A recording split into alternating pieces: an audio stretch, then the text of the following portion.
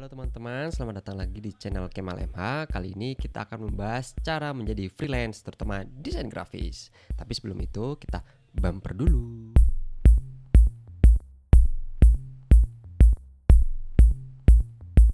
Jadi kali ini saya akan sharing tentang cara menjadi freelancer, terutama desain grafis. Bagaimana sih? Mungkin dari teman-teman ada yang bertanya atau ada yang ingin memulai menjadi seorang freelancer, baik itu part time maupun full time, tapi tidak tahu bagaimana caranya. Yang pertama harus kalian lakukan adalah kalian harus mengenali diri. Loh, kok malah mengenali diri? Bukannya cara menjadi freelancer harusnya kita tahu skill tertentu ya? Nah, itu salah satunya. Kenapa kita harus mengenali diri? Karena setiap orang itu berbeda. Setiap orang mempunyai skill yang berbeda-beda juga, mempunyai sifat yang berbeda, kemudian mempunyai kelebihan dan juga kekurangan yang berbeda. Yang pertama harus kalian lakukan adalah kalian tahu skill apa yang kalian punya. Misalnya, kalau di desain grafis ada ilustrasi, kemudian ada tipografi, ada layout, ada scraping ideas, ada juga logo, dan ada juga branding, kemudian misalnya ada copywriting atau user interface dan lain sebagainya. Nah, dari sekian skill ini kira-kira mana yang kalian kuasai dan mana yang kalian bisa. Selanjutnya, yang harus kalian ketahui adalah seberapa jago sih kalian dalam skill itu.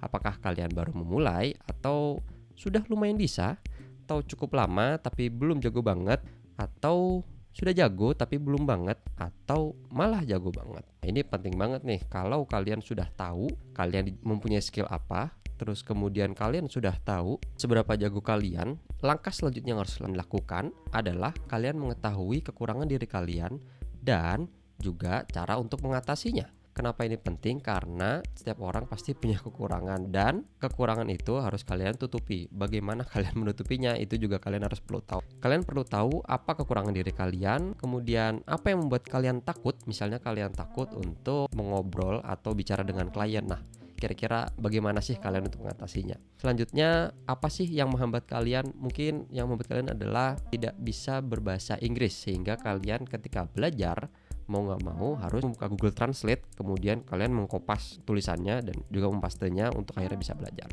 Yang paling penting daripada mengetahui kekurangan kalian adalah kalian tahu bagaimana cara menutupi atau mengatasi kekurangan tersebut. Kemudian tulis atau catat langkah-langkah apa saja yang sudah kalian lakukan untuk mengatasi kekurangan tersebut. Misal kalau tadi kalian tidak bisa berbahasa Inggris, sedangkan banyak tutorial yang berbahasa Inggris, langkah-langkah yang bisa kalian lakukan salah satunya adalah dengan mengcopy paste tulisannya yang ada di website itu, kemudian kalian paste di Google Translate, kemudian kalian bisa belajar. Atau kalau kalian takut untuk berbicara dengan klien, ngobrol secara langsung, mungkin kalian bisa melalui chat atau melalui email.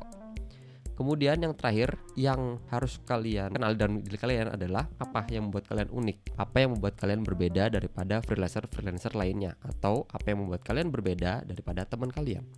Kalian harus tahu apa yang membedakan diri kalian dengan orang lain. Kalau kalian punya, kalian harus tahu juga apakah yang membuat kalian unik itu menjual. Kalau tidak menjual atau ternyata cuma satu yang unik dan itu tidak menjual, bisa dikatakan tidak ada. Bagaimana kalian menonjolkan diri kalian daripada yang lain? Yang mungkin ada beberapa klien memilih kalian karena diri kalian yang unik. Oke, kita summary dari kenali diri kalian, yaitu pertama adalah kalian harus tahu dulu skill yang kalian punya itu apa. Kemudian kalian juga tahu seberapa jago kalian atau seberapa expert kalian dalam skill tersebut. Kemudian kalian juga harus tahu kekurangan diri kalian dan kalian juga harus tahu bagaimana cara mengatasinya. Kemudian kalian juga harus tahu apa sih yang membuat kalian unik. Setelah kalian tahu diri kalian, setelah kalian mengenal diri kalian, yang harus kalian lakukan adalah kalian menentukan market. Banyak sekali freelancer di luar sana yang tidak tahu marketnya kemana. Ini ibarat kalau kalian ini punya senjata, punya panah, tapi kalian tidak tahu targetnya kemana. Maka gimana kalian tahu bahwa kalian itu tepat sasaran kalau kalian tidak tahu targetnya? Betul kan?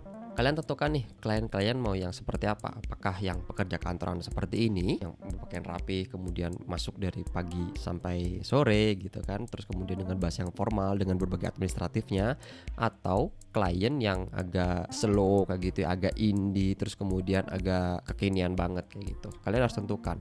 Setelah kalian menentukan klien kalian yang seperti apa, kalian juga harus tahu kebutuhan mereka itu apa. Apakah kebutuhan mereka itu seperti company profile seperti ini, ataukah kebutuhan mereka adalah logo baru, visual identity, ataukah kebutuhan mereka yaitu adalah packaging. Nah, kenapa itu sangat penting? Karena ketika ada suatu kebutuhan dan kalian mempunyai skill yang bisa memenuhi kebutuhan tersebut, maka itu akan menjadikan value. Itu pasti akan ngejual gitu. Begitu juga sebaliknya, ketika kalian punya skill dan skill kalian itu mendapatkan atau ada orang yang butuh skill kalian, maka itu otomatis kalian akan di-hire. Summary dari tentukan market yaitu pertama adalah kalian tentukan klien seperti apa sih yang kalian inginkan. Mulai dari misalnya bentuk perusahaannya, kemudian dari penghasilannya. Setelah itu pelajari karakteristiknya, misalnya kalian ingin UMKM, bagaimana sih tipe-tipe klien UMKM itu, bagaimana mereka biasanya berkomunikasi, bagaimana mereka biasanya mengeluarkan ide, atau bagaimana biasanya mereka untuk melakukan pembayaran, seperti itu. Kemudian pelajari juga kebutuhannya. Misal kalian ingin klien yang UMKM, kalian juga harus tahu mereka butuhnya apa sih. Jangan sampai kalian menawarkan jasa yang tidak dibutuhkan oleh klien idaman kalian. Yang terakhir, pastikan juga kebutuhan mereka matching dengan skill yang kalian punya, atau juga sebaliknya, pastikan skill yang kalian punya matching dengan kebutuhan mereka. Nah, kalau akhirnya tidak matching, bagaimana? Kalau akhirnya tidak matching, sebenarnya ada dua sih caranya. Pertama adalah kalian berganti skill kalian atau belajar skill kalian untuk akhirnya memenuhi kebutuhan mereka, atau yang kedua adalah kalian mengganti klien kalian. Jadi misalnya kalian fokus untuk pembuatan company profile, sedangkan klien kalian itu tidak butuh company profile, maka yang kalian lakukan dengan cara yang kedua adalah kalian cari klien yang memang butuh company profile. Dan yang ketiga, yang terakhir yaitu adalah kalian harus tahu atau kenali orang yang serupa. Kenali orang yang serupa itu bagaimana? Kalau bahasa lainnya yaitu adalah kenali pesaing kalian. Ya karena di sini sebagai freelancer kalian juga tentunya harus berdagang. Ada beberapa quote yang saya kutip. Yang pertama dari Sun Tzu yaitu know your enemy and know yourself and you can fight 100 battles without a disaster. Yang artinya kalian selain harus tahu diri kalian juga harus tahu musuh kalian kayak gimana. Ketika kalian tahu bagaimana musuh kalian, tentunya kalian juga tahu apa yang mereka pikirkan dan apa yang akan mereka lakukan ketika menghadapi suatu kondisi. Dan ketika kita tahu apa yang mereka lakukan ketika mendapatkan suatu kondisi, maka kita bisa memenangkan perang tersebut tanpa adanya bencana yang sangat besar. Kemudian ada satu quote lagi dari karakter fiksi yaitu di Godfather yaitu Michael Corleone. Keep your friend close but your enemy closer. Nah, maksudnya apa? Nah, di zaman sekarang ini mungkin pesaing itu tidak harus kita hancurkan atau tidak harus kita lawan. Pesaing itu malah harusnya kita dekati, kita lebih dekati. Kenapa seperti itu? Karena di zaman sekarang kita, apalagi sebagai freelancer, kalian tidak bisa hidup sendiri. Dan mungkin juga di kemudian hari pesaing kita akan menjadi partner kita. Dan juga ada kemungkinan partner kita yang saat ini di kemudian hari akan menjadi musuh kita. Maka dalam hal ini kita tidak usah takut dengan pesaing kita, tapi kita perlu waspada. Kita perlu tahu bagaimana karakteristik mereka, kita juga perlu tahu bagaimana market yang mereka ambil, apakah itu sama dengan kita atau enggak. Karena di zaman sekarang ini, terutama zaman internet, kolaborasi adalah kunci.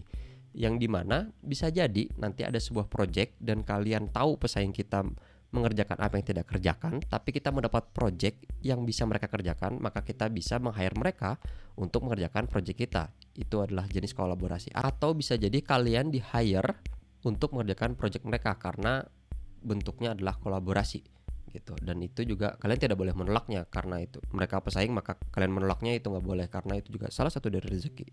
Summary dari orang yang serupa adalah pertama, kenali orang yang mempunyai skill serupa, siapa mereka, akun Instagramnya apa, kemudian sosial medianya apa yang mereka lakukan, itu kalian harus mengenali dan kalian juga harus mengamati. Kemudian kenali orang yang mempunyai market serupa. Mungkin mereka tidak punya skill yang sama dengan kalian, tapi mereka mengincar market yang sama, misal UMKM. Kalau kalian ke desain packagingnya, mungkin mereka ke bagian brandingnya atau ke logonya, itu juga harus kalian kenali.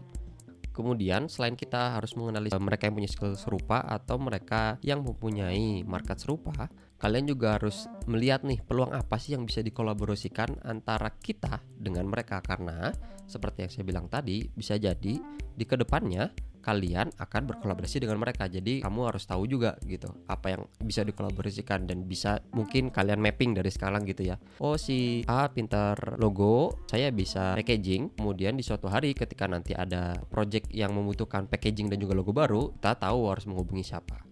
Oke, sebelum akhiri kita akan summary dulu cara menjadi freelancer. Yang pertama adalah kalian kenali diri kalian terlebih dahulu, skill apa yang kalian punya, kekurangan kalian apa, cara mengatasinya, dan juga keunikannya. Kemudian tentukan klien atau market yang kalian inginkan. Kita harus tahu karakteristiknya, kemudian kita harus tahu lingkup kerjanya seperti apa atau kerjaannya seperti apa yang mereka butuhkan. Kemudian kita juga harus tahu nilai projectnya berapa. Itu penting banget. Yang terakhir adalah kenali orang atau freelancer yang serupa. Di sini bahasa saya adalah pesaing kalian. Kita harus tahu skill yang mereka punya apa, sejago apa mereka. Kemudian kita juga harus tahu market yang mereka incar itu apakah sama dengan kita atau tidak.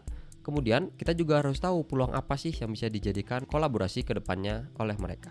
Oke, mungkin sekian. Terima kasih teman-teman. Semoga bermanfaat. Apabila ada yang punya sudut pandang berbeda atau ada pengalaman terkait bagaimana cara menjadi freelancer, bisa langsung komen di bawah untuk akhirnya jadi inspirasi bagi teman-teman yang lain.